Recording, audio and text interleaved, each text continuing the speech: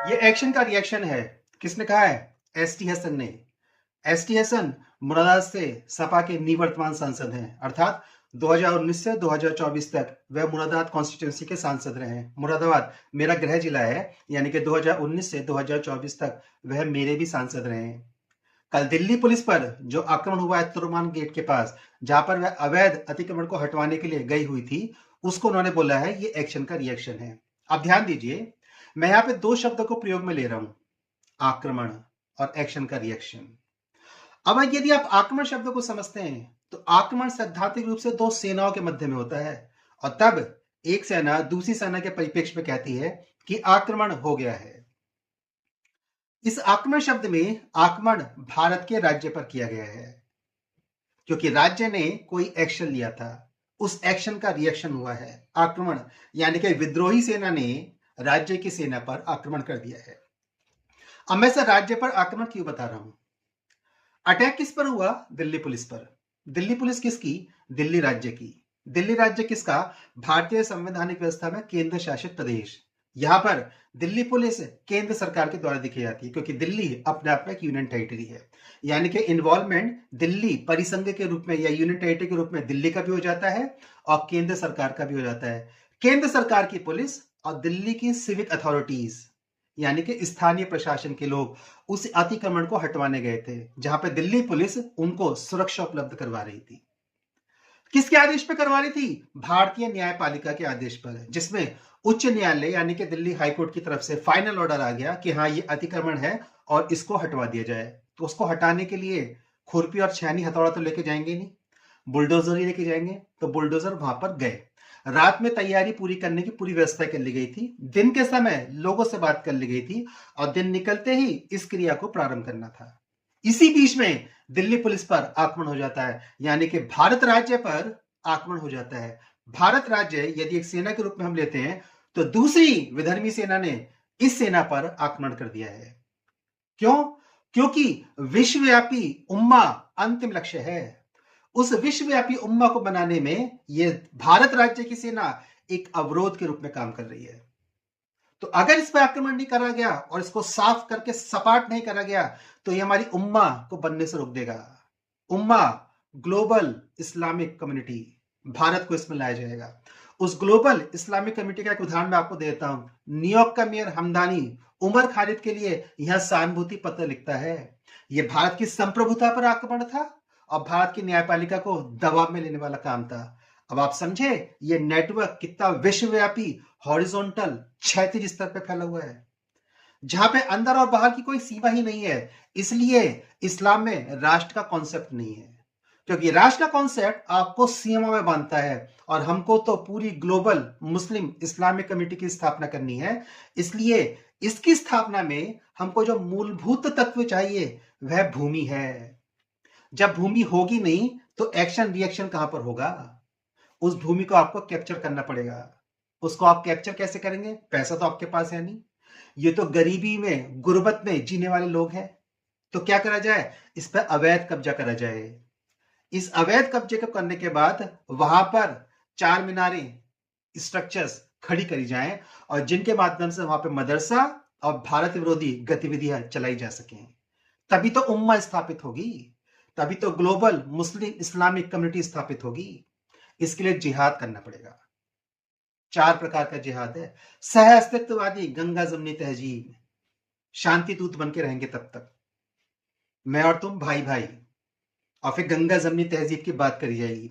लेकिन जैसे ही जनसंख्या बढ़ जाएगी पश्चिम बंगाल की तरह, असम के कुछ क्षेत्रों की तरह, तो आक्रामकता आ जाती है और दीपू चंद्र दास को निशंस मारकर, टांग कर, लटकाकर, जलाकर मार दिया जाता है।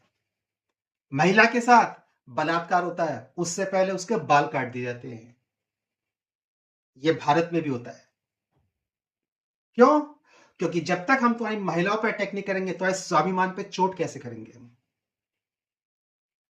अब आप देखिए, पूरे वैश्विक स्तर पर एक उम्मा को स्थापित करने के लिए बाहर से और अंदर से दोनों तरफ से लड़ाई करवाई जा रही है। उसे बहुत आवश्यक है कि भारत राज्य इस्लामिक राज्य में परिवर्तित होना चाहिए। इसलिए जो इसके विरोध में आएगा उसे एक्शन का रिएक्शन झेलना पड़ेगा। इस 4 प्रकार के जिहाद में अंतिम 2 प्रकार के जिहाद आक्रामकता और बाद में शरीयत को स्थापित करना है।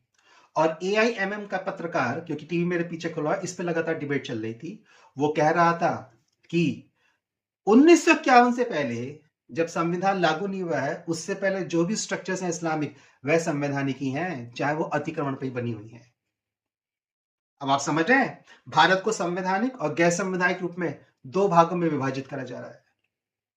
तो राज्य पर आक्रमण करके राज्य को सप्रेस, दबाने का प्रयास करा जा रहा है। जब तक ये राज्य दबेगा नहीं, तब तक विश्वव्यापी उम्मा बनेगी कैसे? क्योंकि सहारा से लेकर इंडोनेशिया तक बस 2 ही देश हैं बीच में, इजराइल और भारत।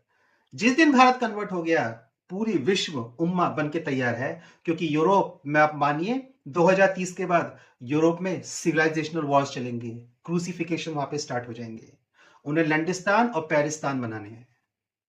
और यूरोप सभ्यता की स्थिति से बिल्कुल समाप्त हो चुका है और अंतिम लक्ष्य है अमेरिका होगा। इसलिए लैंड कैप्चर करनी पड़ेगी अगर भारत को इस्लामिक परिवर्तन करवाना है। और उस लैंड को कैप्चर करने के लिए, क्योंकि गुर्बत में जीने वाली कौम है ना, तो अतिक्रमण करने पड़ेंगे। और जब कोई उस अतिक्रमण को हटाने जाएगा तो उस पर पत्थरों से आक्रमण करके उसको कुचलने का प्रयास करने का संदेश दिया जाएगा। इसलिए अब आप देखिए, जितने भी इनके समर्थित राजनीतिक दल हैं, वह सब इनके समर्थन में आ गए हैं। लेकिन यही वही राजनीतिक दल है, जब तमिलनाडु में दीपम महोत्सव या दीपम महोत्सव की उस प्रथा को नहीं करने दिया जा रहा था, तो वहां के जब जज ने, न्यायाधीश ने इसके समर्थन में आदेश दे दिया, तो उनको रिमूवल करने के लिए महाभियोग का प्रस्ताव लेके आ गए। ये वही राजनीतिक दल है जो उस हिंदू न्यायाधीश को हटाना चाहते हैं कि मुस्लिम विरोध में तुमने निर्णय कैसे दे दिया। और ये वही राजनीतिक दल है जो आज इन आक्रमणकारियों का, इन आतताइयों का, इन जिहादी मानसिकता के लोगों का निरंतर यहां पे समर्थन कर रहे हैं। अब मेरा प्रश्न आप लोगों से है, मेरा प्रश्न राजनीतिक लोगों से नहीं है, अपने आप से भी है, आप सबसे भी है। हम कब तक इनकी चाटुकारिता करते रहेंगे? पाकिस्तान से हिंदू गायब हो गया, क्या यादव नहीं था वहां पे? तो यादव को कन्वर्ट नहीं करवाया गया जो उनको समर्थन देते हैं? मेरा मेन फोकस ही यादव समाज पर है। जिस दिन यादव समाज ने समर्थन देना बंद कर दिया, उस दिन इनकी रीढ़ की हड्डी टूट जाएगी। बस उसी यादव समाज ने यहां पर इन इस्लामिक शक्तियों को संभाल रखा है। जिस दिन हम पे आक्रमण हुआ, दीपू चंद्र दास एक दलित युवक, मंडन एक दलित युवक वहां पे मारा गया, किसी के समर्थन की आवाज आई? ये सारे के सारे नेता एकदम झटके से गायब हो जाएंगे और हमें इन अतिक्रमणकारियों के हाथों में, इन बलात्कारियों के हाथों में यहां छोड़ के चले जाएंगे। मेरा निवेदन यह है, इन राजनीतिक दलों की चाटुकारिता को बंद करिए। आप मेरे विचार से सहमत और असहमत हो सकते, लेकिन बात तो कहूंगा कि इन राजनीतिक दलों की चाटुकारिता को समाप्त करिए और अपने और आने वाली पीढ़ियों के भविष्य के बारे में एक बार ध्यान से सोचिए कि आज हम जिस राजनीतिक दल का समर्थन कर रहे हैं, कल को यह क्या विषम परिस्थितियों में हमारे साथ खड़ा रहेगा अथवा नहीं। और निश्चित मानिए उत्तर ना में ही आएगा। इसलिए निवेदन है, इन शक्तियों को पहचाने और भारत को भारत बना के रखने में प्रयास करें। धन्यवाद।